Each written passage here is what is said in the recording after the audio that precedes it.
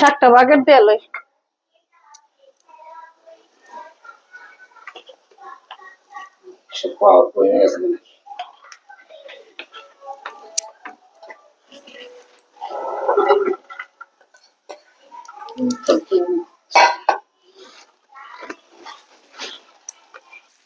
আবার অন করতে পেস্ট মাছ দিয়ে শাক বাগার দিব।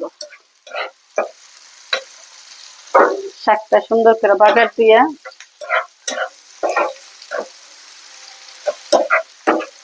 শাকের কি ঘেরান বাইর হয়েছে জানো না, অনেক সুন্দর একটা ঘেরান বেরিয়েছে শাকের।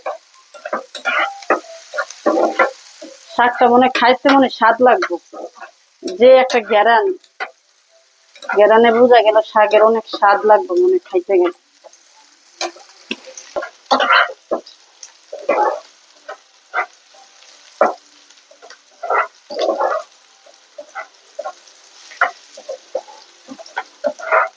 শাক বাগার দেবো,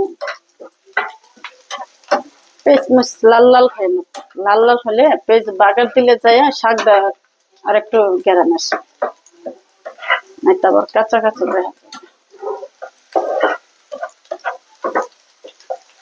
এই শাকটি তুমি আর কয়টা শাক উড়াই নিয়ে আসতা, একদম মিশে অল্প হয়ে গেছে, কচি শাক না একদম মিশে গেছে। হ্যাঁ অনেকখানি আমিও কুটলাম অনেকখানি পরে দিয়ে একদম মিশে গেছে শাকগুলো, একদম কচি শাক তো ওই জন্য মিশে গেছে।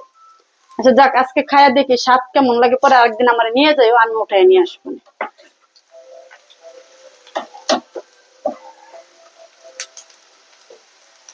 এগুলা শাকে অনেক পুষ্টি, এগুলা শাকে।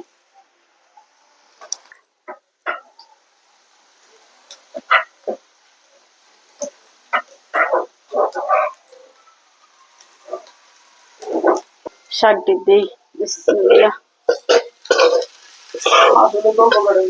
হ্যাঁ শাক একদম কচি শাক তো এই জন্য অল্প হয়ে গেছে। এক শাক দিয়ে খাইতে দেখে অনেক স্বাদ লাগবে।